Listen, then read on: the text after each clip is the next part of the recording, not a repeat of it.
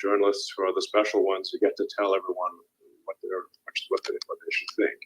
That it should be up to the people what they think. And even if an article is completely accurate and comprehensive and everything, there's still in writing that article, media is choosing the narrative. They're deciding what to write an article about. So I'm hopeful that there's going to be more a case of the public choosing the narrative as opposed to the media choosing the narrative. But the media choose narrative, at least a combination of the media and the public choosing the narrative. And the public getting to weigh in on stories if they think they should add something to it or got something wrong. And over time, I think if Twitter is the best source of truth, we'll succeed. And if the best source of truth, we will fail. Someone comes in and offers you $44 billion for Twitter right now. Would you take it? No. Would you consider it? No. Why? Well, I think back. It depends on who. If I was confident that they would pursue, they would rigorously pursue the truth, then I guess I would be glad to hand it over to someone else. I don't care about the money really, but I do want to have some source of truth that I can count on, and I hope that's our aspiration, is to have a source of truth that you can count on. It's also real time. It's an immediate source of truth that you can count on, and that gets more accurate with time as people comment on a particular thing. But if you don't care about the money, you could just give it to someone that you think is a good person to run Twitter. Who do you think that might be? I'm not the boss of Twitter. No, but choose. Well, you might still have an idea. Who could run Twitter? Yeah. Honestly, I have no idea who could run Twitter. Yeah, it's a hard job. Okay, let's move on to. You said that you were going to stand down as chief executive, right? Okay. I can tell you, I'm not the CEO of Twitter. My dog is the CEO. Okay. Have you got any? It's a great dog. Other than the dog. Very alert, and it's hard to get anything by him. Okay, that's good to know. Other than the dog, have you got any successes in mind? You got a black tail turtleneck. What would you need? Okay. All right. We're going down that route. Steve Jobs or Elizabeth Holmes? Are you making a mistake? It's more Elizabeth Holmes. Okay. I forgot the question now. So how does he work? Black turtleneck. What were we talking about there? Who would you want? Have you got a successor? Not yet. Hopefully at some point. Right. So, because you did say you were going to stand down. I did stand down. All right, let's move on to that. All right. What about this office? I'm intrigued about this office. You said it was expensive. Yeah. Yeah. Always be in an office because it was common. I think Jack Dorsey kind of recommended us doing that, and we kind of ignored it. Yeah, it was kind of bad actually. This office, are you thinking about moving out of San Francisco? Not yet. Not yet. Not yet. No, this place is nice, and we I like this office building actually. Yeah. Okay, so you're not, because I know you've talked about there's been high levels of crime here. You actually said at one point we should do something about the crime. Right. People are dying. Right. We should take action. You've also talked about how potentially, I think you might have been joking, but you could turn this into a homeless shelter. So I guess the reason I'm asking is, if we're trying to turn it into a homeless shelter, the building owner rejected it. You tried to. Yeah, they won't let us. Which bits have you tried to turn into a homeless shelter? We're only using one of the buildings, so the other building could be a homeless shelter. And you've tried to. Yeah, we would like to do it right now. Really? Yes. And you're being stopped by who? By the building owner. They won't let you. No. In fact, they wouldn't even let us take the W off the sign. So how were you going to do that? They're really quite. What was your plan for the shelter? I don't know. We could just let people stay there. It's nice. Right. Okay. I didn't know that. They can bring their stuff, bring their tent, whatever. Right. To cover their heads. Yeah. It's the building owner lets us, we'll do it. Yeah. So if the building owner lets you, you would happily do that. Yes. Okay. All right. There we go. What's the most difficult thing you've had to do? What's the hardest thing you've had to do? My whole life. In the last 6 months. We're talking about the last 6 months as Twitter boss. Twitter owners. Well, shutting down one of our service centers was quite difficult. It turns out there were, I thought the service centers were redundant, but there were, in fact, a lot of things that were hard coded to the one service center. And so we shut it down, and we actually, it was quite catastrophic. We lost a lot of functionality. So we really rushed to put it back. When was that? That was around late December, early January. So that was the biggest sort of, I'm worried here. Biggest crisis, yeah. And what about hard in terms of emotion? I mean, just letting go. What were the levels of staff, and what are they now? We're around 1,500 people at this point, and there was like 700, 800. What did I say? I think it was around just under 8,000. 8,000. 1,500 right now. Okay. And has it been hard letting that many go? Yeah. Not fun at all. Maybe.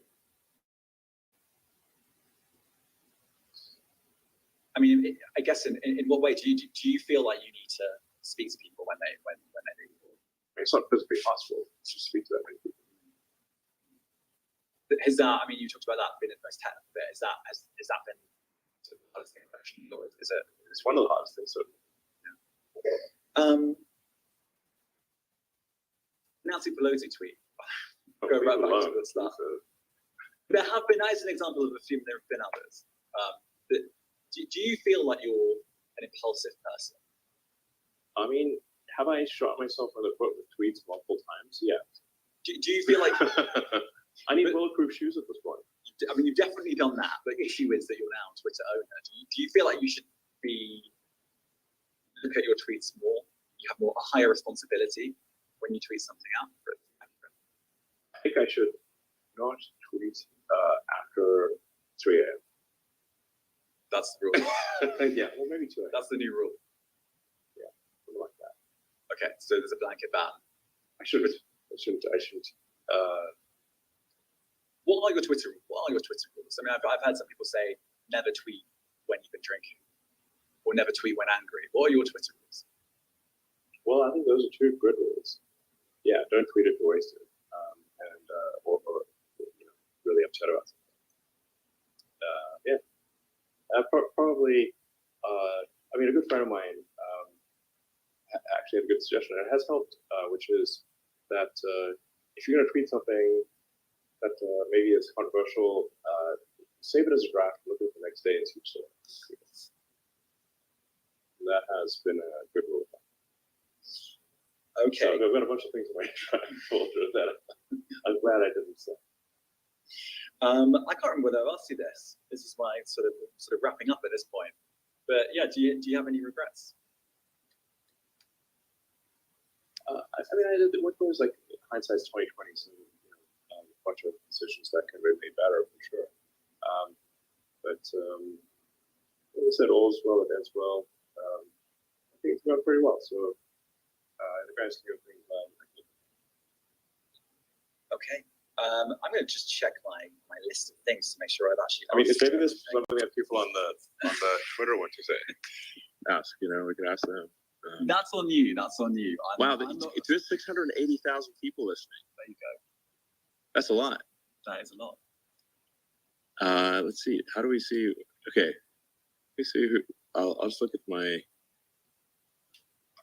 tweet and see what people are saying or what questions they have.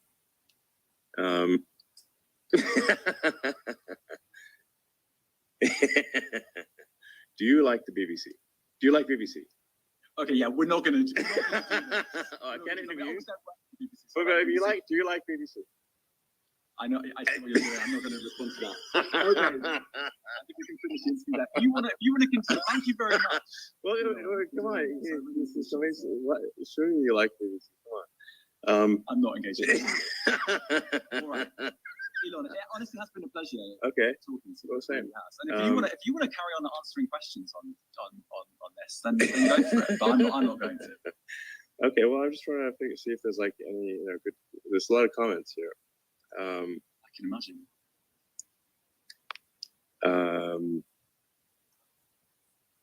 There's so many. Anyway, so it's nice to be interviewed by the BBC. I have a lot of respect for the British Broadcasting Corporation. When did you say when the actual label's going to go public? Oh, is it? Do we still say state media or whatever? Oh, it says government-funded media currently, as opposed to publicly funded media. Well, I guess probably we can make that change tomorrow if you'd like. It's up to you. It's up to you. But, I mean, we'll expect that tomorrow. I mean, do you have any requests on a personal level, or you can't speak on a personal level? No, I don't. Okay. I think we've established that. Go on, what questions are people asking you? Go on.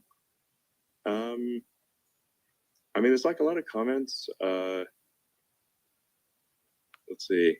I was literally reading on looking at replies to the fact that the spaces. Are there any good questions that I've missed out in the last 6 months? I'm sure there are many. I mean, people generally seem to like this interview, as far as I can tell. Very few negative comments, so generally positive. Is that that's probably bad for me.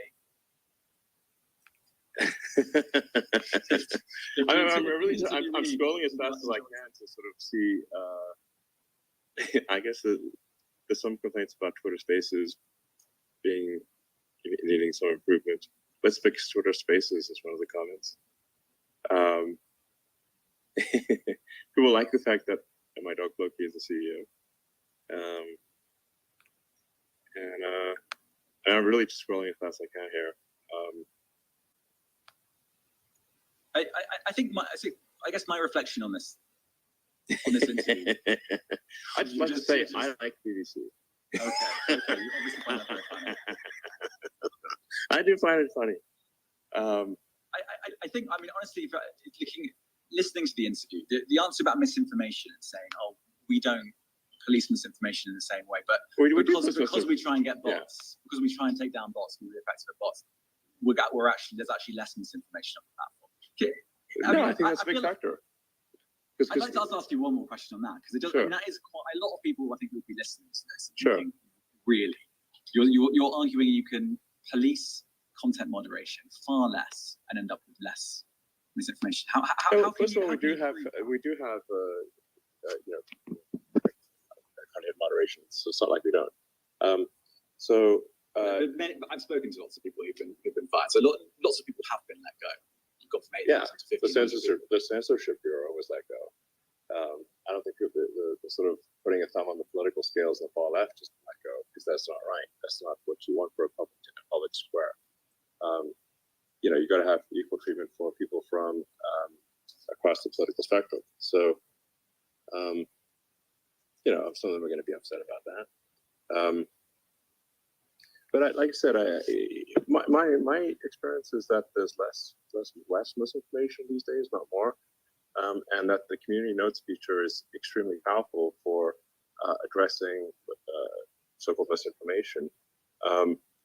You've had community notes placed on your own tweets. Yes. One of them involving an alleged diamond mine.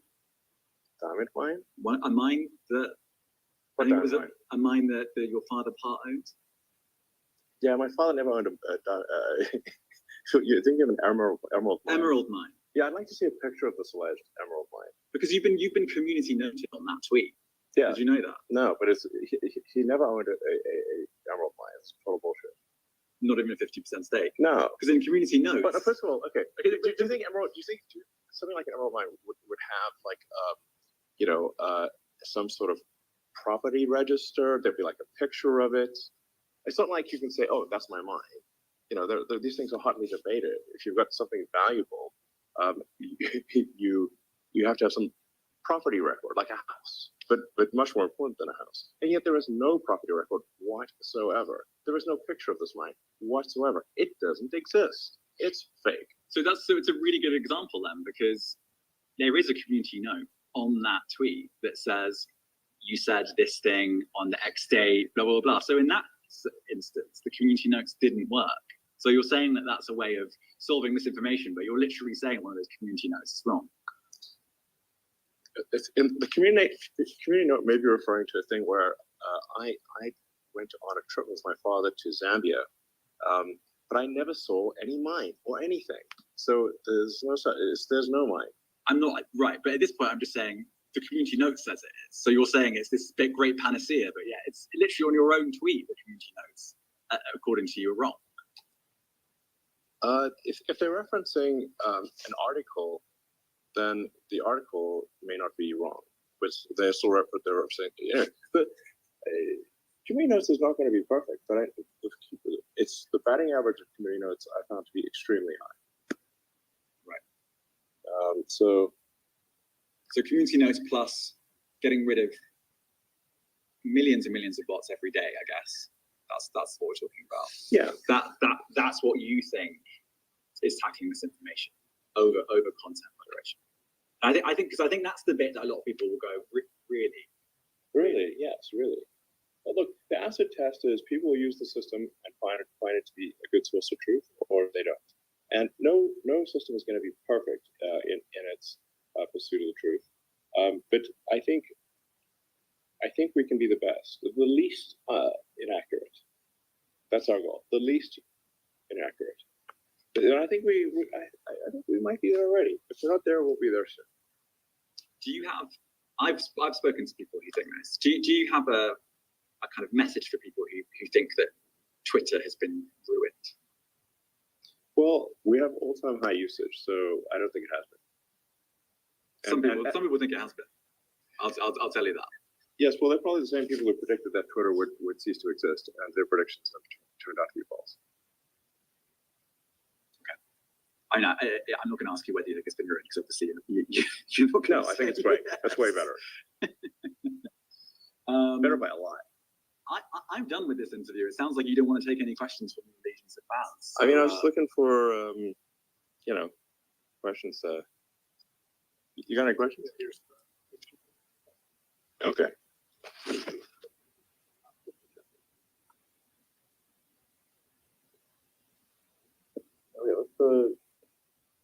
Okay, let's get the Doge designer. Okay. So what do I do?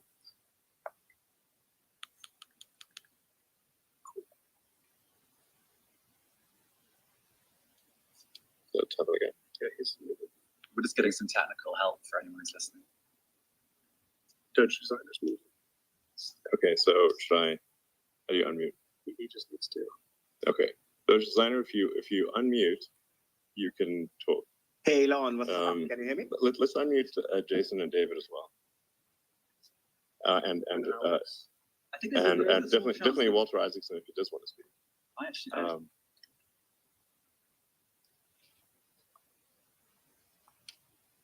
Bring him out. Yeah, sure. Well, we'll get a few people going here. I thought we had half an hour for this interview. I know, it's so good. We just keep going. I was told you were very pressed for time. Yeah, that's true.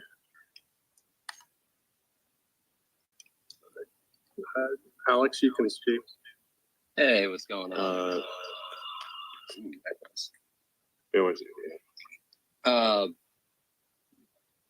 right, that's better.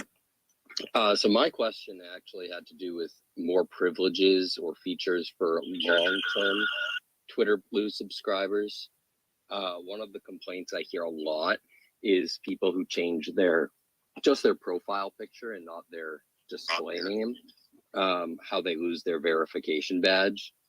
I know there's an ID verification coming up as well. What are your thoughts for expanding privileges for longtime subscribers so they kind of gain trust with the platform, where they might not have to lose their blue check if they just change their profile picture as opposed to their name and profile picture. Yeah, just during this kind of transition period, we're extra vigilant about impersonation. So I agree that over time, if somebody has a trusted track record, they should be able to change their name and profile picture without losing the blue check. During this transition period, we want to be, just like I said, extra vigilant against impersonation. So that's why we're being so rigorous in this regard. Now, if somebody has organizational affiliation, they can't change their name or picture without losing the verification check because they're cross-verified with their organization. So I really would encourage people to get organizational verification as much as possible, and then we're gonna add, so you can have multiple organizational affiliations. I think this is going to be really powerful for avoiding impersonation. I've heard from a lot of people that impersonation is a serious issue, actually more on other platforms than Twitter. And I think that if you can say that you really do belong to, if some organization can say that you really do belong to them, that's a great way to address impersonation risk. Yeah, for sure. Thank you. Cool. Elon, can you hear me? I can, yes. How's it going? Good, how's it going? All good. I'm flying to US tomorrow. I just have a couple of questions for you. One is I will be asked why you are here in US. So what should I tell them? I'm here to visit Twitter headquarters or just Twitter headquarters? Yeah, well, I mean, I would recommend adding the W for the authorities. For sure. And second question is will I be able to meet the Twitter CEO there or no? Sure. Perfect. Can't wait. And I just have one message for James. The number of people in this Twitter space. So you should be responsible. You should be a responsible reporter. You are claiming that you are seeing a lot of hate speech, but you could not even give a single example. So I just request you to be a responsible speaker. That's it. All right. Thank you. Thank you. So let's see. David or Jason, I don't know if you guys can speak. You're welcome to if you'd like. I just want to clear up what I said there. You said has you. I believe this said something like has your feed got more hateful or something, and I said my For You feed has got a bit more hateful. I didn't say I was seeing tons of hate speech on it. That's not what I said. No, but you can frame it like that. Well, look, it's recorded, so it's not like we don't have to engage in guesswork there. It's recorded. In terms of your For You feed, are you just trying to get as many videos that are viral to people as possible to get people to stay on the platform? Is that? Well, I think if we keep people entertained, then they're gonna. Yeah, I mean, if we're entertaining and informing people, then they're gonna stay on the platform. Obviously, I mean, if we bore people or it's somehow uninteresting, then they will leave. There has been this talk that that people like you and other senior celebrities, some journalists get favorable treatment on the algorithms. Well, you're getting favorable treatment right now.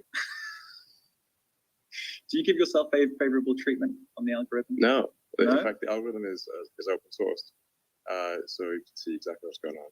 I believe the For You one is open source. Is that right? So following is just who you follow. It's pretty.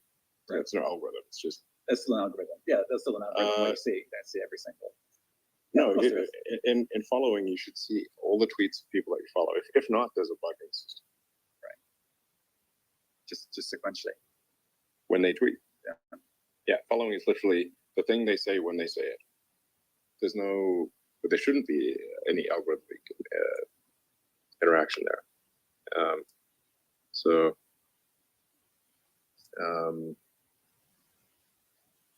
It's hard to actually see. I definitely see some room for improvement from a functionality standpoint. Because when you have really big spaces, it's hard to see it's actually hard to even see who's requesting to speak because there's so many.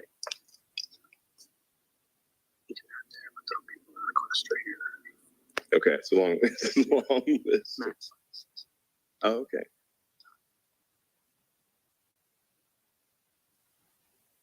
I've got a question here. Someone's texted me. Okay. What about Elon Jet?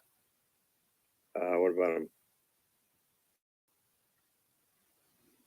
That was obviously quite a controversial moment when did you ban his account for a while, and then said you couldn't lie because he was doxing you. Yeah, real-time doxing of locations. Was that flexing your muscle overly? I mean, no, it's just real-time doxing is not allowed. Because but if I take a picture of someone in the street and then tweet it, is that doxing? If it's against their will and you're sort of following them around, then yeah, that would be doxing. But Elon Jet wasn't following you around, just using publicly available information, wasn't he? I mean, no, it wasn't. He actually. I know there's debate. It's actually not true. I know there's debate about that. There's debate. Yeah, he was using non-public information combined with public information. Do you think that you sort of gave yourself favorable treatment there? I mean, that's the criticism on that. No, it's just real-time doxing is not allowed. But that wasn't right. But that wasn't you literally created that rule after that. Actually, no, it just was unevenly enforced. Right. So there's a no doxing rule. It was unevenly enforced. In fact, in general, part of the issue with the prior management of Twitter is they'll have all these rules, but they'd only enforce them against some people and not against others. You know what doxing generally means, which is revealing someone's address. Yes. So where they are. Right, but as I say, taking a picture is revealing where someone is. Yeah, that's be in a concert. Yeah, and take a picture of loads of people. If you can't recognize them, then it's not a thing. I think it was clarified where they would say that if it was a public event like a concert or say a political rally or whatever, that's a public space rather than somebody is traveling. You know, I think there's the distinction there. Yeah, it's not someone's house, right? If you're going to somebody's house and you're taking a photo of it saying JK Rowling, right? Several people have harassed her at her house. That would be doxing, right? And they have been gotten rid of. So yeah, I don't know what the question is here, James. It was actually a question that got texted to me. If it wasn't on my list, let's move on. To be honest, I'm done. So okay, do you want to leave? I'm happy to. If you want to carry on doing questions? Yeah, maybe I will. Welcome to. This will be the first time the interviewer has ever walked out of an How to turntables. How long are you going to sit here for? We're just going to pack up around you. Yeah, that sounds good.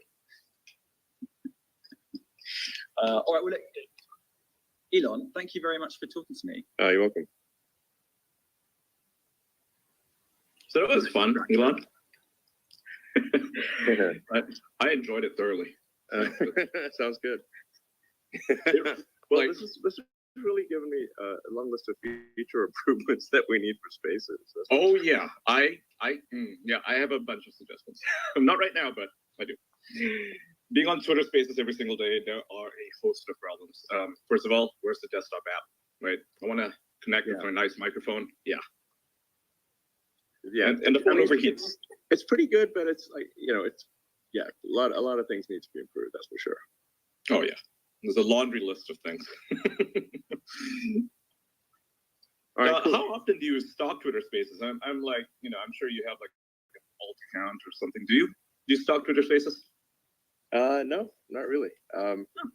And I actually didn't even have a burner account. I do have a second account at this point because I need to test the app before it goes out. So it's kind of like a beta test account. But no, I don't have a burner or anything like that. Okay. And never have had. So no Pierre. What was the guy's Pierre name? Delecto. Mitt Romney's Pierre Delecto. Pierre Delectos and Zaza Demons. Yeah, none of those. Okay. No. So, well, let's see. I mean, any key points anyone wants to make? Otherwise, I'll sign up in a few minutes. I don't know if the other guys do. I think whole Mars blog is here. Maybe he has some questions. Yeah, I had one question about Twitter. Elon, some media had been reporting today that Twitter bought 10,000 GPUs for some type of generative AI project. And I also noticed that on Twitter, there were a couple of people who mentioned working at AI infrastructure, the supercomputing team at both Tesla and Twitter. I was wondering if you could share anything with us about what Twitter's working on there, and if there's maybe any synergies, maybe, you know, Twitter using Dojo or something like that, or what exactly is going on with this project. Well, it seems like everyone, you know, and their dog is buying GPUs at this point. You know, it's kind of getting to the point where like you're going to have to buy GPUs in a back alley. So there's certainly a lot of people buying GPUs, and Twitter and Tesla are certainly buying GPUs, and we're also working on Dojo. So I think there's a lot of potential there with Dojo that people don't realize. So yeah. Oh, actually, I do have a question, and well, I guess people keep DMing me. They're wondering what's the future of the Twitter files. Do you still have any journalists working on these things, or no? Yeah, I mean, at a certain point we need to move on from the Twitter files, but I think there's a few things left. But you know, generally, I think there's not a lot that I'm aware of that's left. So it's mostly just like, you know, let's just move on to the future. Yeah, that's fair. Yeah, I think I think that's more or less true.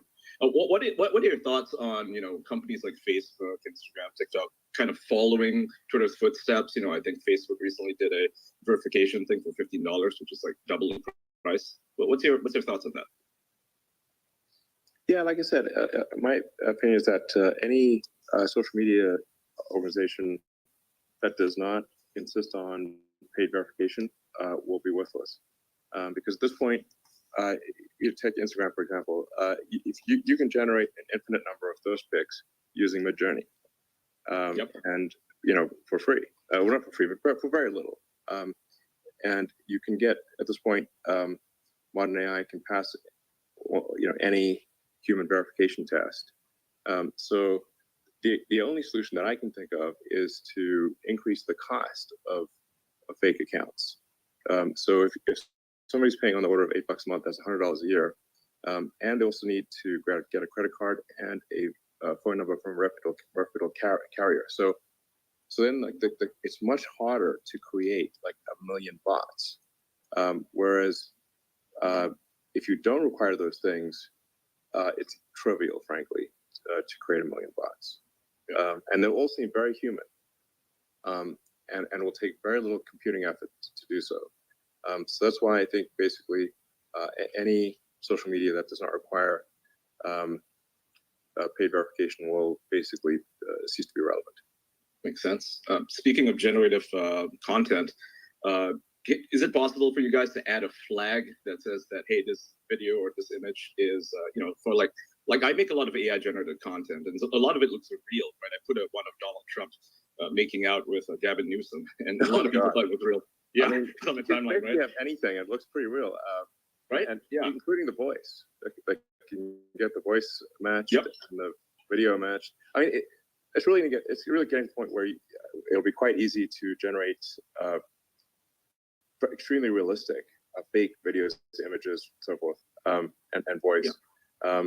I mean, I saw like a fake like Joe Rogan interview, and it really sounded like Joe Rogan's voice. Mm-hmm. I sent it to Joe, and he was like, "Whoa, this is crazy." So yeah, I think verification is going to be extremely fundamental in the future. That's why we're so focused on it. So, I mean, the reason I brought that up is, you know, as a content creator, I'd like to keep making those, and I don't want to necessarily fool people, right? So would it be possible to, I don't know, add a flag to it so that, you know, content creators can say, hey, this is AI generated content, don't take it seriously, it's a parody? Well, I think in the tweet, you know, in the post, I think that it would be advisable to say that this is not real. Right. If it is something that can be potentially misinterpreted. Okay.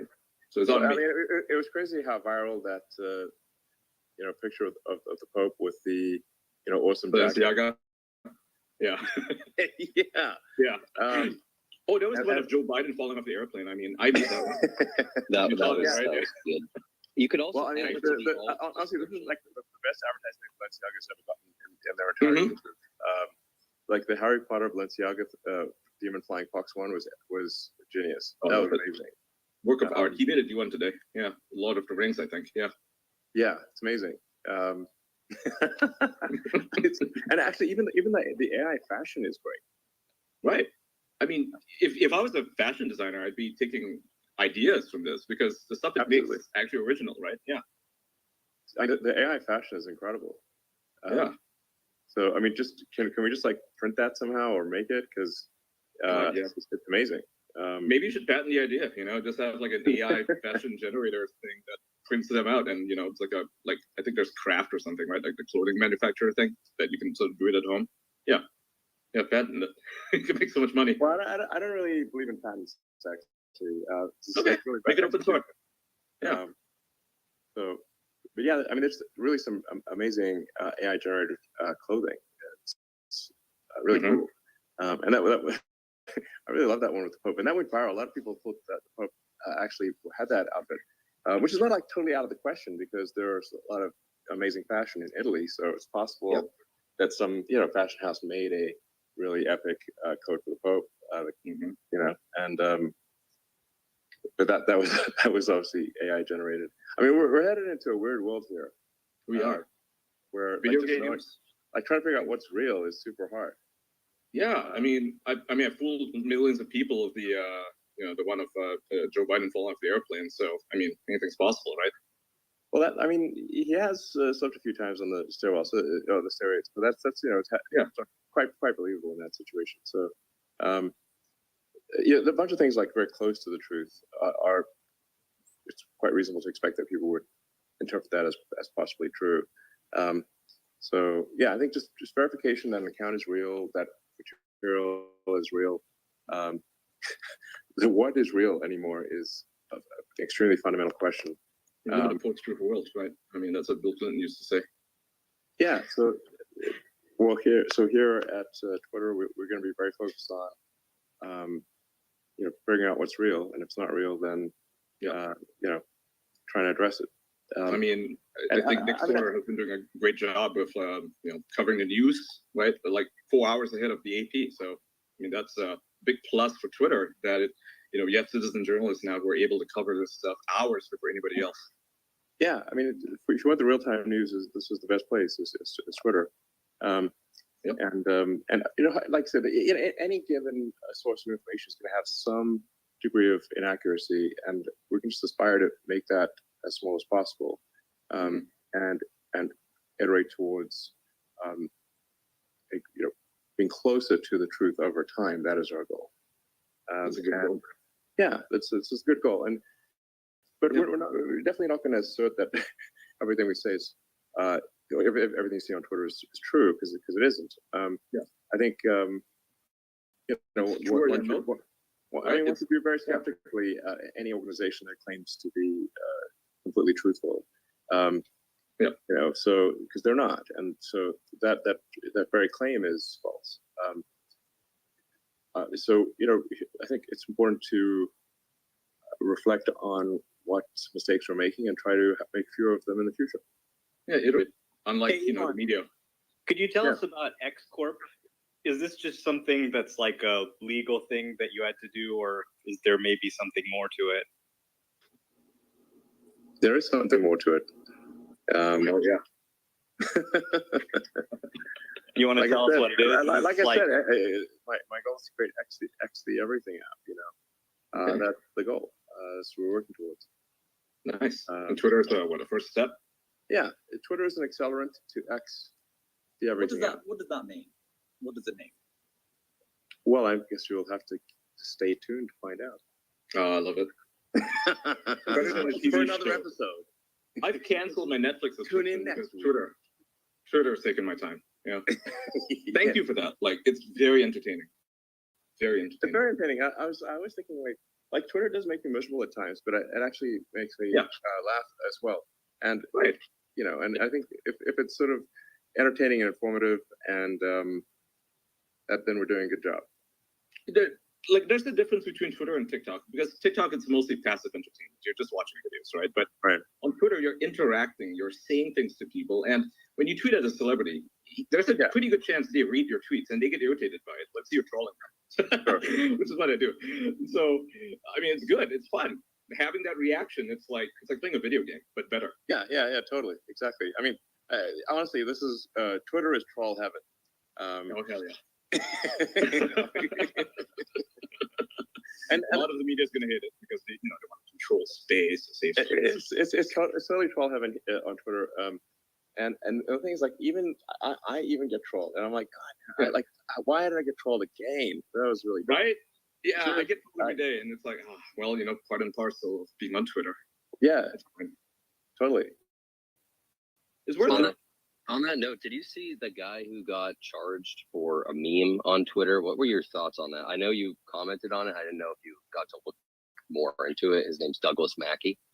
Oh, that's the guy who I guess was accused of election interference or something. Yeah. Isn't that the counselor from South Park? Your vote or something? Yeah, like people shouldn't believe everything that they see online, and I don't think that should be criminal. No, I think criminal is it's over the top there. I would agree with that. They went too far. If that's the standard for throwing someone in prison, then there should be a lot of people in prison. Yeah, what are you in prison for? Oh, meme crimes. Yeah, exactly. Meanwhile, there's like murderers running free. So yeah, it's crazy. Exactly. Precisely. I mean, look at San Francisco, right? Pretty damn good example. With Yeah. crime there. Ugh. I was in San Francisco, I don't know, a decade ago. It was fine. And now I look at it and it's like, I don't recognize this place anymore. Yeah. Something needs to be done about the crime situation in San Francisco. It's really The area around Twitter's headquarters, especially, is like zombie apocalypse is the perfect way to describe it. Yeah, literally. It's like if people sort of think, oh, maybe you're exaggerating. I'm like, no, you can just literally come here any day of the week, including 10 in the morning or 2 in the afternoon. Like we're not talking midnight stuff. Literally mid morning, driving into Twitter, it looks insane. So you just people can just come here and see with their own eyes. It's next level. Or, watch the videos on Twitter because it's safer. Yeah. As sad as it is, right? Man, like every single it's thing. intense. I mean, it's like you're like, whoa. I mean, it can be overplayed too. I mean, I spend my time often being outside Twitter with a camera doing lives. Really? Right? Outside Twitter? Yeah. Like, Oh, you're brave. what are you doing? Like pointing the camera at the sign or something? Pointing a camera at me with Twitter behind. Really? During a news. Are you serious? Yeah. Okay. Why? Is it because it's more sort of gives it ambiance or something? Yeah, you must have seen the news, right? That's I know. I suppose I have seen a few things where there's sort of people doing interviews with the Twitter sign in the background, and I guess that's more interesting than just being in a studio or something. Well, I mean, next time I do it, you can just invite me in. Okay, sure. Just shoot me a note. Great. But it's the W is now a background color, so.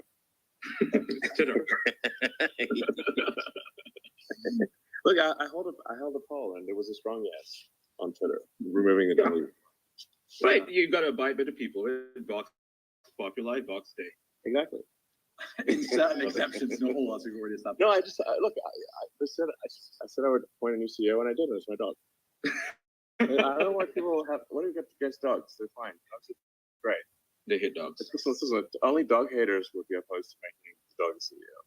Yeah, I see people saying, "Oh, you promised to quit and step down." I'm like, "Well, no. The dog's a CEO. Yeah, the dog's a CEO. Like, what are you complaining about? Yeah, it's a great dog. I mean, there are towns where the mayor is the dog, right? They elect the dog because all the people suck. And yeah, it's the same thing. Yeah, dog's always cool. Yeah, it's got great instincts. Yeah.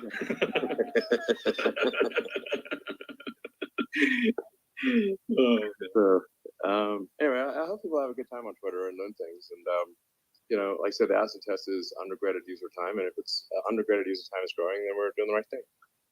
That's good. I like to hear that. I mean, I love Twitter, and good to see things go onward and upward. All right, sounds good. Well, good talking, guys. I'll head back to work, and thanks for all your feedback. Yeah, likewise. 3 million people joined this space. Wow, 3 million? Yeah. Amazing.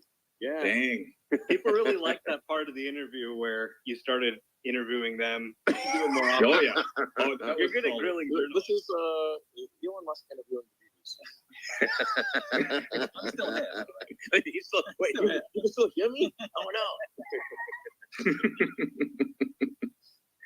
no. All Okay. right, well, All right. Well, thanks for Fun coming. time. enjoyed that. Yeah. Thanks, Elon. Thanks for doing it. Thanks for the entertainment. You're welcome. You're most welcome. Well, that was interesting. What a weird day. Yeah, that was crazy. It sounded like that he did it ad hoc, that they weren't expecting to do this interview, and at the last minute he agreed to do it, and they popped onto it. Yeah, it's very. I don't look. I've got so many things to discuss. Initially, it was all about the glitches on Twitter Space, which is still glitching, and then the interview, and Elon comes on swinging. So then Elon interviews the BBC. So I might change the title of the space. Elon interviews the BBC. Slayman, I know you wrote a whole bunch of notes on this. I'll get Ian in as well. Ian went up on stage. Let me get him in. Because we've been noticing that the true numbers for spaces are a little bit off right now, right? A little bit. A little bit So he can go on thinking they got 3 million people listening to him, and he'll go to sleep all happy. But I don't think that's quite accurate. Yeah. No, it's not only his space. 600,000 people listening, and then there ended up being, and then I think Ian at the end was like, "Oh yeah, well, it's just 3 million." Lose you, Mario? No, man, Nick is speaking. You can't hear Nick. Oh no, You couldn't hear that's Nick. right. Yeah, Justin, you couldn't hear Nick. But yes, like, man, what do you think? Yeah, it was a good interview. I thought he did really well. Okay, bro, you wrote a whole 6-7 pages on this. Yeah, I have. So we can go through the issues. I've got like 40 topics that we can go through. But, man, you're such a party pooper. Like, look, this is too serious about it. Grant, what do you think? Look, I'm shocked that the interviewer, who was the dude interviewing him? BBC guy. His name is. I'll get you his James? name. Yeah, James something. Yeah. I'm James shocked. Clayton. I am Clayton. shocked. Yeah. I am shocked. This guy runs through his list of questions, can't ad lib another question after that, and then bails on the interview. Like literally, like, okay, I'm out of here now. I mean, I have never seen something so unprofessional. Missed.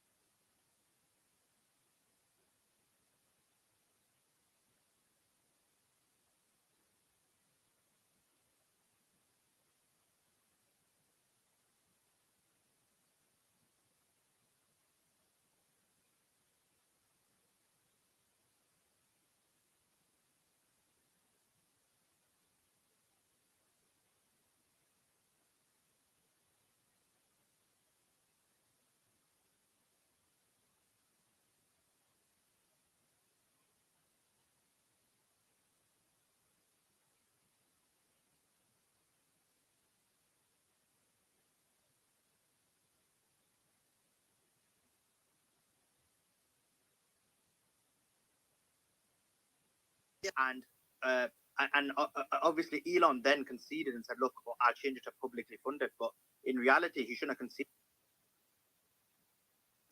Elon, Slam, I think someone calls you. He's constantly calling you. Do you want to block them? Oh no, it's a glitch. I think it's Twitter glitch. It keeps muting me. I'll keep watching if it does it to me. Oh shit! It's one of those. It's one of those. It's been a while. We haven't had a day where Twitter just goes crazy. Yeah. So just for anyone that doesn't know, before somebody go, we were doing our space, and then suddenly it started going. Can I tell the truth, Slayman? Like what we did and what we talked behind the scenes, or no need? Yeah. All right. So me and so the space was like we were about like 6-7K. We're all happy. We're all good. I think 6 or 8K. I can't remember. And then our space, and that was hours ago, 6 hours ago. Or so, and then the space started going up and up and up. And then the team messages me. I wasn't on the space. I was just sitting there. On a call or something, and then the team messages me, "Hey Mario, would you hit 10K?" And they're celebrating. I'm like, "Yeah, nah, there's something off." So I go there to check, and then it's just going up on like a straight line. The Twitter space listeners, it's going up in a straight line, non-stop, 12K, 13K. Everyone's going fucking mental in our group, the backstage group. Hey, holy shit! And I'm like, okay, Elon tweeted about us. Is Elon in the audience? Because Elon is the only one that gets the numbers like this. Maybe Mark Cuban or someone like that. But no one's there. Everything's normal.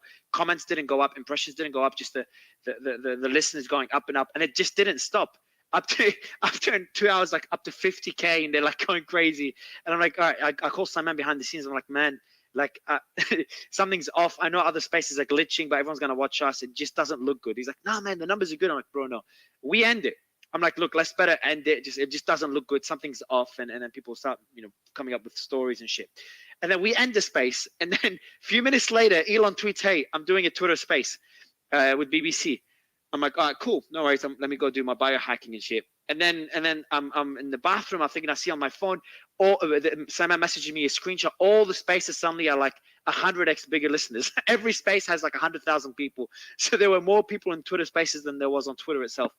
So I knew something's off. I don't know what was off. And now it seems to be going back more to normal. So I started the space again just to prep for a recap, and I decided to do this space when Elon started swinging at the BBC report. I'm like, oh shit, all right, there's going to be a lot to cover, and yeah, here we are. So it's a bit of a recap on the last few hours, a lot going on. So I'm not sure if it's going to glitch out, close the space, kick off Slayman and other speakers. We'll see. But like, for as long as it works, we'll just cover what the key points from the interview. So yeah, Slayman, I hope it doesn't mute you again. What's the second thing? Alex is with us as well, AI Alex. So hopefully Alex can give us a few updates, and Ian is joining us as well, who was on stage. I'll invite Alex too. Yeah. All right, Slayman, go ahead, bro. My mic keeps going on and off, so I'll just keep an eye on it at the same time. But yeah, basically, the first question to the panel is this: that was Elon. It was Elon Musk that usually change it to publicly funded, and if he is, then is he going to do that for everybody? Because again, it seems like a scenario where he's making a policy decision off the cuff. Anyone would like to take this one while I fix the glitch? Yeah. Is your mic working, Slayman? Drop down, it's not working. Go ahead, bro. Go ahead, Trash. Yeah, I mean, like, I think the publicly funded for BBC specifically might be a little bit different. However, when we start getting into like United States media, things like that, that's a different ballgame altogether. If you're talking about Russia and you're talking about RT, that's state funded. Publicly funded would be, I think, almost by itself for BBC, and I think that's why he tried to push back on that. Well, I think there's a difference now in the label. You have state affiliated media, which is pretty much entirely government run. It's essentially, or it's at least labeled as propaganda. That's the entire point. And then you have government funded media, which is, I mean, hell, even Wikipedia labels NPR as government funded media. So there shouldn't really be any controversy there. No, I agree. But I think the reason he was pushing back specifically, and I got some pushback in DMs saying like, no, I mean, government funded doesn't go far enough.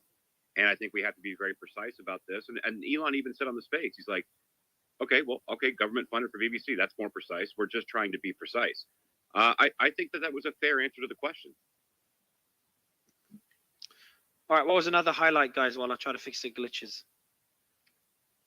He brought up X app. He wouldn't go expand. He wouldn't. Yeah, he didn't. Yeah, I would have. Yeah, I would have liked to hear more about X app, which is what we know about X app so far is like this is gonna be the everything app. Elon hinted about it a few times. And Nima, I'll let you jump in on the. I'm not sure if you're going to offer more context on the X app or another point. Nima, Alex put out a Yeah, go video. ahead. I want to. go ahead, Nima. No, I wanted to talk about the bots and the how it's going to be much harder for us to detect whether an account is actually being controlled by human or bots.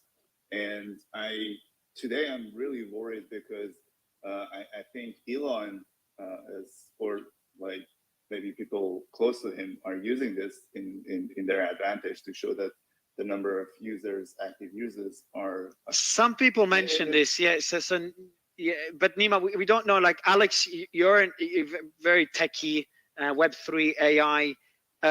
Is that an explanation that would make sense? In the end of that space, he mentioned that, oh wow, like 3.5 million people tuned in, and like 3.1 million of those people were other listeners. Like, and I recorded this under GitHub a few days ago. I was able to replicate this, and they promised to address it within 24 to 48 hours. But it turns out that everyone is using it now, and they were using it in their own favor to just mention, yeah, they had like 3.5 million people listening to them. Yeah, but Alex, what do you think? Yeah, I mean, I think for any social platform that has like an ad-driven business model, you've got two sides. So typically you actually talk about supply from the stance of like supply of eyeballs, and then demand from the sense of what's the demand for businesses to target those eyeballs. So like at LinkedIn, when I was working there on like the LinkedIn Marketing Solutions business unit, that was obviously one of the biggest focus was how do you actually increase the amount of active users on the app, or the actual supply of eyeballs, because there were many times that you actually had more businesses wanting to advertise at a certain rate than what they could supply, and that's like historically been actually a problem with LinkedIn. People don't want to be as active because it has like this professional undertone. So I totally agree with the point that it's really important to get those numbers right, and also how it could theoretically work in your favor or in the favor of a platform like Twitter to have inflated user numbers for advertisers. Now, whether or not they're doing that on purpose, or that's actually being factored in, or if they have. Yeah, but Alex, why would it be if they're doing it on purpose? Why would it just explode? All spaces would explode. Just something doesn't add up. I just don't think this is too far fetched. I mean, the spaces bug. Yeah, no, I don't think the spaces bug was intentional, or like the result was intentional. Like a lot of these, the problem is, right, like when you have Elon do a space, it's basically going to like put a ton of strain on those microservices. So typically you'll run unit testing and you expect a certain volume, but then you get an outlier space like Elon announcing he's going to do an hour-long interview, and every Twitter space is using that same service, right? So if there's any strain on that system, it's going to cascade across them all. We had that issue in one of our spaces. So one of the spaces we did with Elon, it hit 100K live listeners, and that crashed all of spaces. So that was a few months ago. So that explanation makes sense. Doc, I'll let you jump in before I go to the next point. And Slyman's with us. I hope your mic works, Slyman. Hey, yeah, can you hear me? Yeah, bro, I can hear you. Slyman. Yeah, go ahead, Doc. Just what best point to focus on? Just best comment of the night, in my opinion. Sorry. That was the most epic night, epic hour I've ever had on social media. Number one, the way that Elon turned that, and clearly he intended to do exactly what he did. That wasn't accidental, in my opinion. But comparing the BBC to misinformation, that whole conversation where the reporter asked about the increase in the misinformation, or the dangers of misinformation. You guys know what I'm talking about. I can't speak right now. I'm still just laughing my fucking head off. Go ahead. No worries. We'll give you a few minutes just to kind of recap your thoughts. Slyman, what's another point that you've got on your notes? Yeah. So another point was he talked in detail about how well Twitter is doing. So he talked about the fact that it's got 8 billion users, minute usage per day, how the growth was good, how they'd improved, functionality, the long tweet forms, subscriber program. So I guess one of the aspects within that, because obviously that's just information, but the interesting part of it was when he talked about the subscriber program. So again, a question to the panel is, how far do you think that he's going to take the subscriber program? Is he going to start making it so that, it's almost like a YouTube replacement, it's a TikTok replacement, well, essentially it's TikTok already, but then actually content creators are actually benefiting from using Twitter. So do we think that's going to happen? Jump in, guys. You don't have to wait for me to give you the mic. Yeah. So, that is interesting. I wanted them to ask the question about, building out additional features, but Elon said multiple times, got to get the company healthy before I can build out more features. But yet he still has actually added these features. I think it's been pretty great. He mentioned on the video part, up to 2 hours, I believe is what he said. And I did I did find it interesting when the legacy check question came up. And the argument from the reporter was, well, how do we know, with boosting, algorithmic boosting by being a verified user or not verified, doesn't that raise misinformation? And then people like the New York Times that aren't going to have their legacy check, doesn't that kind of drown out their voice? And Elon says, well, who is the arbiter of information or misinformation? Is it the BBC? Is it the New York Times? Who's deciding what is mis or disinformation? He said, I also point out there are some great journalists out there, but there's also a lot of citizens out there that they get it right. Give you an example. I'm reading an article that I know a lot about, and I can see that it's false. He said, how this happens is you get a few facts, but you have to generate an entire article out of it, and so things are going to be wrong. So are we suggesting that we ban the New York Times, or that we should shut that account down for wrong reporting? I think it was a really, really valuable conversation, Mario. I thought it was really important. I agree. I mean, that bit was probably one of the most important parts of it. I mean, they touched on it a couple of times. But when it came to what Elon was saying in terms of misinformation, I mean, the issue is this: in reality, like what he said this, but then I guess he was trying to then answer the question about misinformation. In reality, like what he was right. Like what is misinformation? What one person deems misinformation is actually accurate information according to another person. I thought his argument about community notes solving the issue, I didn't think that was a very strong though. Because that's essentially some random people jumping. It's almost like, random people jumping on it. It depends what their thoughts are, it depends what their ideology is. And the BBC guy did put it back onto him. Just let me say something quickly. I'm just looking at all the spaces. All of them, it's just so odd. All of them just literally went up in a steady way, peaked when Elon's space finished, and then all of them are dropping back to normal numbers. I was just going through it. Something just very odd. I just want to code it or something. No, I don't think so. I don't think so. No, I don't think so. It just doesn't make business sense. It's just odd. I want to code it or something. Just try to understand what the hell happened. It's very, very unusual. But go ahead, bro. Well, first off, the spaces were glitching before his even started. I was in another one, and people weren't able to mute their mic. There was people weren't even able to talk. And they were all basically crashing. And then when Elon started his, he was having the same problem, and they somehow fixed it within a few minutes, and then everything started working normally.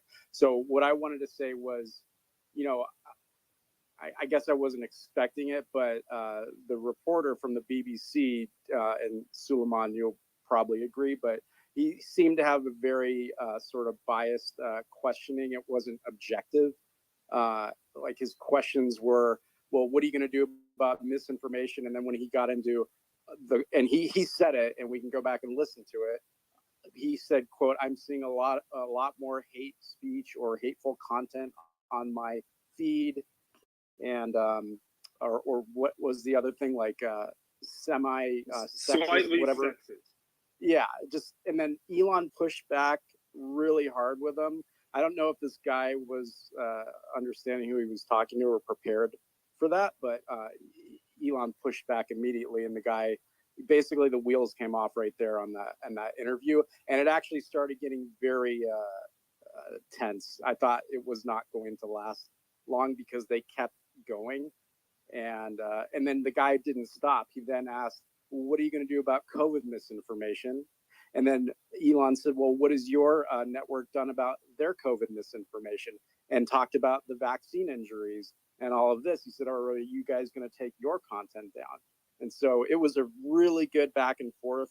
For anyone that did not hear the whole thing, I would highly recommend starting from the beginning. And the first half hour was just, it got real. It was really good. I like that part where he went right at him and at the mainstream media pretty much, and how they report misinformation.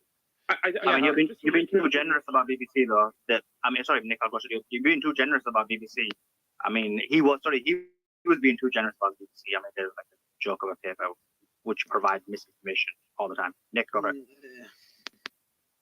Well, just to kind of go over what Naeem was saying, just for the audience that maybe didn't get to listen to that part, referring to the slightly sexist remarks that the BBC reporter said he was seeing on his For You page. Elon did respond to that, besides just asking him to name an example, which he couldn't. He also said, "Are you saying that we should ban any content that might come across as slightly sexist?" And of course, the BBC reporter would not answer that question. Alex, I'll bring you in on this, and then I want Xerxes' take because he's always got an interesting one. And just before you get Alex in, the backdrop of this is, I'm sure many people know this, but the backdrop of this interview is that BBC actually did a hit piece on Elon Musk, and that BBC hit piece was ridiculous. I mean, I did a thread on it to smash it, but the point is, one of the main ideas within that thread was this argument, Nick, which you made, which is that there is hate speech, and then there are proof for hate speech with some random people, one or two random people who claim that they've experienced it. So obviously, if Elon's read that article and he is smart, he would have realized that these guys are chatting nonsense, so it's an easy avenue to basically smash them. Alex? Yeah. I mean, I feel like this interview was the perfect case in point of why Elon acquired Twitter, right, in the first place. Like, forget the price, whether he overpaid, underpaid. I mean, throughout the course of history, it's been very important to have influence over media. Media creates narratives, and narratives, they start in the intangible, and then it eventually makes its way into tangible real-world consequences. And I think this is a really good example of Elon basically having the opportunity to control the narrative himself. Like, had he not owned Twitter, right, or if we didn't have Twitter as a platform in general, right, this BBC reporter could have put any headline he wanted. That would have then been picked up by other news and media outlets who kind of like participate in groupthink, and it would have completely influenced the way in which he was viewed. And maybe in the short term that doesn't seem like a big deal, but over the long term that kind of comes across in the form of very real policy and other consequences. So I think this interview I think Elon should do it a lot more. Like, I think this is the whole reason the platform was valuable to him and people like him, and it's why we're lucky that Twitter exists. I want to go to Alex. Alex, you had a bit of a chat, you and Ian, who will be joining us shortly, and Mark's blog will be joining us in a bit. He's just booking a few flights. First, just a general question before we get specific. What are your thoughts on the interview? What are some highlights worth digging into? I think definitely the turning point was when, James brought up misinformation and how Elon brought back banned users who were banned for misinformation or hate speech. And then Elon turned the tables on him and said, okay, so who's the arbiter of misinformation? Is it the BBC? And then there was an awkward silence, and then he didn't answer. And he's like, okay, so your experience is that you're seeing more hate speech and misinformation on your feed. Can you define it or whatever? Can you show me examples? And then he's saying things that are like, oh, this verges on misogyny or racism or whatever. And then Elon asks him, do you think those things should be banned then? And then he's like, oh, no, I didn't say that. It's like, okay, you just said that bringing back banned users is causing this, to proliferate on the platform more.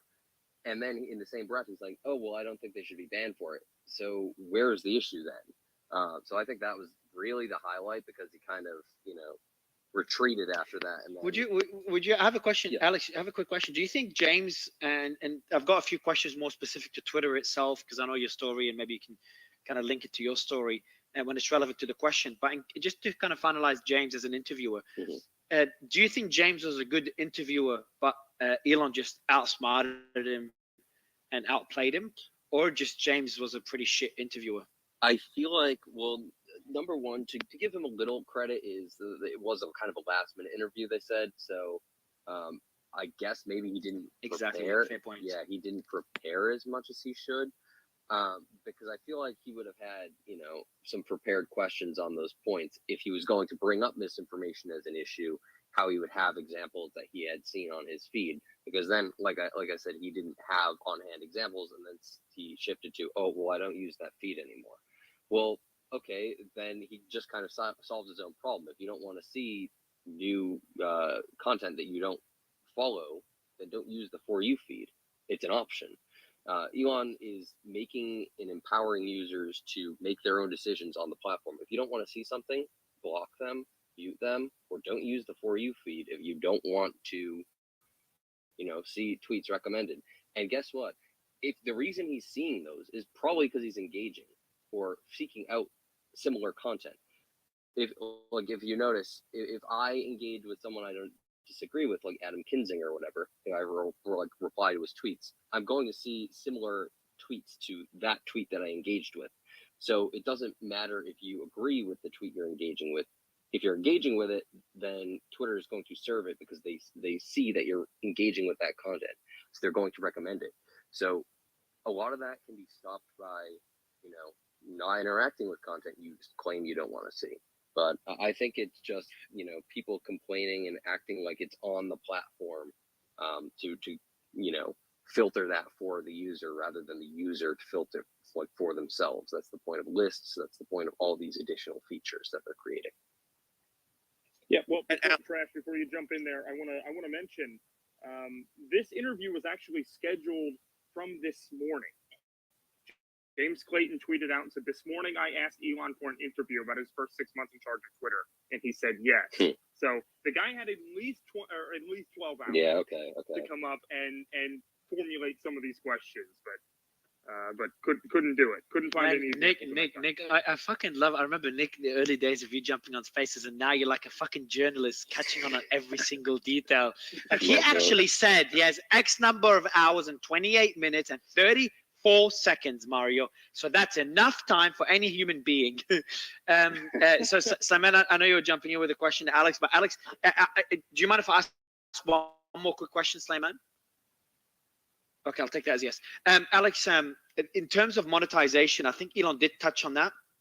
I think he did. And I could be wrong because I was talking to the team about it 2 hours ago. Have you have a massive following, a lot of engagement, very active on Twitter. And have you had discussions with others? What are your thoughts on the monetization of Twitter? He did talk about ad money kind of flowing back into the platform, which is good for the top line revenue. But in terms of monetization for creators, any thoughts? Yeah, so I think the first thing that's going to be rolled out, I think they had said in previously, is so everyone who is currently in the subscriptions or has been like approved for subscriptions are going to be the first sort of like testers of so he had mentioned where if your tweet gets replies and there are ads served in the replies, the original poster will get some revenue from that. So I think that's where they're going to start it. But I know they want to sort of do like mid-roll ads, sort of similar to YouTube on videos. But the problem is that they don't currently have the infrastructure. I don't think for that sort of ads, and I don't think they currently are selling to advertisers that style of ad yet. So I think that's why they're starting with, the tweets in timeline ads, because that's what they already have, the infrastructure for. But I'm not sure on the timeline of that, but I do know that they had said in the past that the first people eligible will be everyone who is eligible in the subscriptions feature. Well, and Alex, you were kind of going into a vein, and I think that Elon kind of stopped flat a little bit. But you were talking about, like, one of your first questions that you were talking about was, okay, so like you got legacy checks and you've got people kind of making the adaptation to the new Twitter, and what kind of like features. Yeah, go ahead. It seemed like you were going somewhere with that when you were asking Elon that question. You know what? Do you remember what I was talking about? Yes. So my question kind of stemmed from, so since there's not going to be legacy blue checks as of 420, my worry is that in the chance that, say, somebody wants to update their profile picture, they're going to lose verification for a period of time. I think it's necessary if they change their profile picture and then name within like a certain time period of each other. I think that would be smart.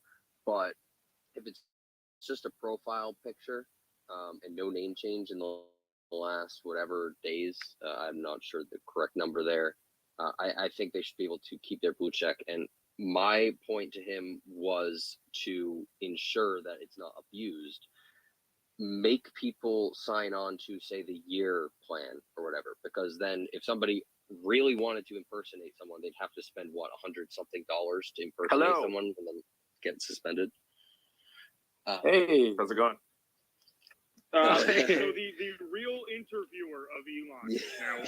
Good job, Alex. good job. What a great. Mario, can I just ask though, did people notice when he was talking blue tick, suddenly everybody with blue tick went to the top? Quite a few people noticed it. No, it's seriously, everything went blue tick. Everybody was blue tick. I think there's a lot of glitches. It's odd. It's odd. We can kind of touch on the glitches first. Ian, there's a lot there. I think you and Alex, you know the Twitter files well. We all covered them together. He did say that they want to move on from the Twitter files, which just came up on my feed now. There's a little bit more left, but it's not much left. Right? Yeah, nothing major. There's a whole live coverage, by the way, Ian, on the whole interview. So on BBC, a live feed. So I'm just gonna go through it. But yeah, and it's on the homepage. Someone sent Nick Moneypenny sent me the link. But we're just talking to Alex. I'd love you guys to kind of bounce off each other on your thoughts on the discussion, other than shitting on the interviewer. I think everyone's done that nonstop for the last 20 minutes. Man, Mario, but you're do you brutal. notice Money, that I've noticed. BBC thing? It's Canada. It's Canada and the US. They're not putting it in the UK. That's significant. Okay. So just Ian, the first, you're fucking brutal. Just get that out of the way. You come on and you kick the interviewer out. I think he packed his shit because of you. Just to be clear, I want to get this out of the way. But your thoughts, man, like not on the entertaining parts of the interview. I was just chatting to Alex as well, and that goes to both of you guys. Your thoughts on like nuggets that would be valuable for you as a creator, for users of the platform, and also like for me as the financials. We're interesting. He's going to become cash flow positive in the near term within in a this few quarter, months. if things. Interview advertisers are back. Both of them. Tell us, bro. So I think the big takeaway from here is, I mean, I guess Twitter being profitable is big news. This means that there is a future for Twitter, and that does mean that creators may start getting paid, right? Because that was the thing that they were moving forward to doing, right?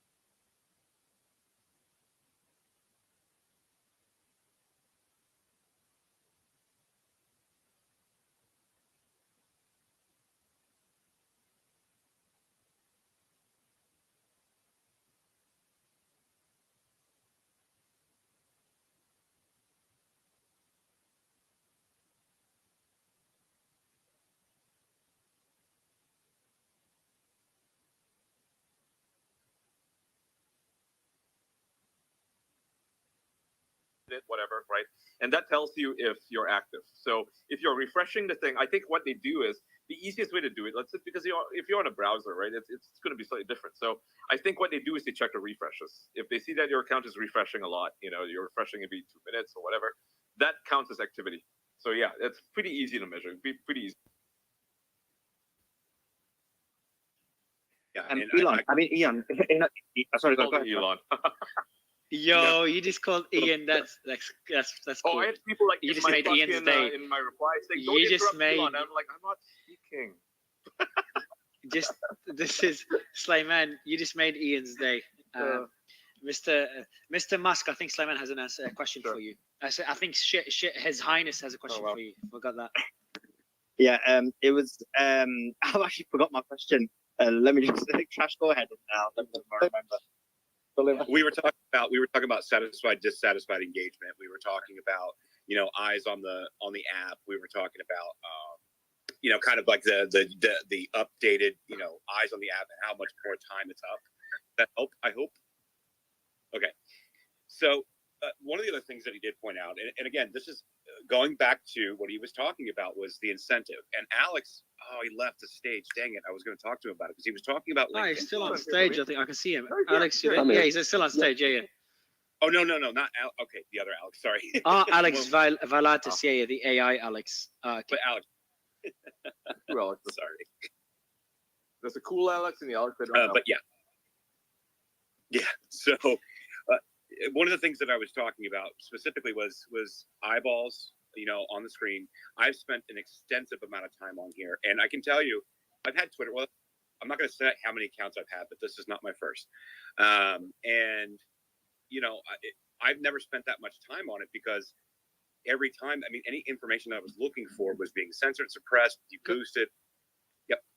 Can I ask you a question, Trash? Yeah. While Simon comes up with the question, it's a question for everyone here.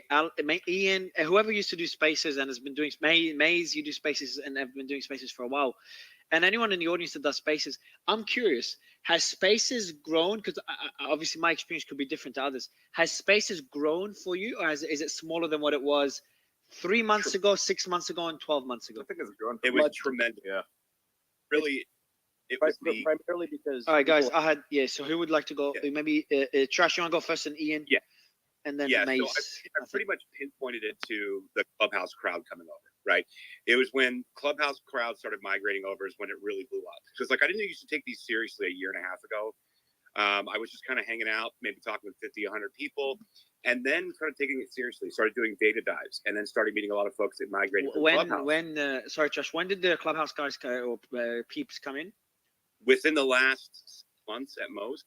Well, I'm part of the Clubhouse crowd, and I know that a lot of us started coming in like December. I think January was where most of the crew was already over here and active all the time, and it's grown tremendously since then. When I first started coming, it was just I would say my rooms or spaces would be about 100, 200, then gradually like 400, 600. It's definitely. I just started in January, so I've seen do you think it's grown for you, and in general, has it grown now compared to January in your experience? Absolutely. It definitely has 100%. Trash as well. Trash and Ian the same. Politicians use it now. You've had Thomas Massey on this space, on various other spaces. You have Matt Dietz. I think the Florida space is a pretty big one, where they have Florida politicians get on there, pundits, journalists, and so on. So it has definitely grown. Tremendously. You have Roger Stone. He does a space nowadays. It's pretty big at night. It's like 2,000 viewers. So yeah, it has grown massively, and I think a big part of that. Well, there's a couple of reasons, right? The biggest reason is that Twitter is a place of free speech, and a lot of people want to endorse that. They can't really do this on any other platform. Have the conversations that we have right now. Just a couple of nights ago, we had a fucking anti-Semite on the stage, but we questioned him, right? We pushed back on his claims, and it was fine, right? You don't need to ban these people. Sometimes you just need to have a conversation, unless they're coming in bad faith, right? There's a big difference there. That's one example. The other reason for that, the reason why so many people are migrating from Clubhouse is because Clubhouse just kind of became insufferable. It became like the super safe space where, all they're doing is talking about how white people are bad. Every single space there is how white people are bad. And it's okay, if you're, I don't know, a non-crazy person, you probably don't feel welcome there. So that's a big reason why they would migrate over here. Also, I was going to add really quick. Go ahead. Yeah, no, I was just going to add. So I have a lot of friends in the streaming community, right? Why? Because I was a memer. So I would make them thumbnails. I'd make them memes, all these things. And I think the day of podcasting and streaming, it's kind of shifting because the only engagement that you can have with a streamer or podcaster is in the comments. And there's 1,000 of them. Like go to an average Tim Pool, and try to look at that chat. Like no one's going to see it. So you got to send money just to be able to see a comment. Well, we got the chat bubble down here, and we have 10 speaker spaces plus the 3 hosts. And I can tell you that just that ability alone for people, Mario, maybe not in this space because we try to build the panel out that's balanced and it has, relevant discussions.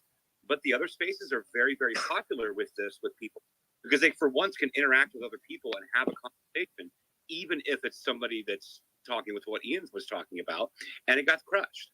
Right. So this is the way of the future. This is absolutely the way of the future. Well, also, I was going to add real quick too, Trash. I mean, so whoever said something about Clubhouse was absolutely right. Okay. Well, first of all, Clubhouse just kind of sucks in general. But also, like, you're just like, you have access to just a larger network of people on here.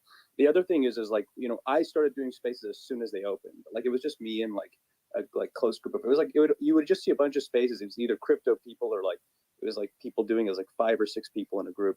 But I think what really changed is like really like popular like figures started doing them. I think Ian mentioned Roger Stone. Like I saw guys like that popping in, and all the Clubhouse crowd coming over. I think that's what made it a lot easier. But they also, if you notice when it first started, spaces changed quite a bit too. Just the way they like displayed on everything and being able to set them up in the future. And then like, even now you have a tab where you can just like individually access spaces. So where it was before, you would just have the spaces that were like up above. You could just like actually search through and find random spaces. And that's the big problem with It's also- Clubhouse, right? Discoverability on Clubhouse is a fucking nightmare. So you have to actually know people offline, or at least off the site, become their friends in order to join their spaces. That's the only way in. Like you can't search for a specific room on Clubhouse. Let's say, there's someone that, I don't know, Bill Gates is hosting a Clubhouse space, and I think he has in the past. If you wanted to join that, you have to actually know someone who knows his account, who's in that space to invite you in, right? That's the only way you see it on your timeline, because everything else is discoverable. And it's not, it's not like you cannot search for a specific room to join. That was the big problem in Clubhouse. They never fixed it, even though it has a better interface than like the rooms themselves are pretty good. I think they're better than Twitter. The discoverability is a fucking nightmare. So what Clubhouse would do, and I think this was on purpose, right? It would only show you all these quote unquote diverse spaces where they talk about how bad white people are. And it's like, I don't want to see that, but they force you to see it. And that's Clubhouse. It's stupid. So nobody wants to use it anymore. I just realized one thing. I want to wrap up the space, everyone. I think we've kind of covered all the important points. I do want to mention, I was just looking at the history on Ian's account, because for anyone that doesn't know, Ian, we go back in Twitter days from the Twitter files. And I just checked the first space Ian says he participated in, I'm guessing speaker or co-host, I don't know what, was in December 19. Was it MySpace, or you did one before? Because it says December 19, 2022 is the first one you appeared in. Is that accurate, Ian? As a speaker, I think it was your space. Yeah. Hey, see how cute is that, man? We go way back. Hey Mario, We got the Twitter files one. Before you close it down, talk about AI a little bit though. No, bro, no, please no. No, let's do that another day. I like this. It's like before closing down the space, let's talk about Israel-Palestine conflict, or let's talk about Trump. Just for just a bit. Yeah. It's another 6 hours past. Just AI alone.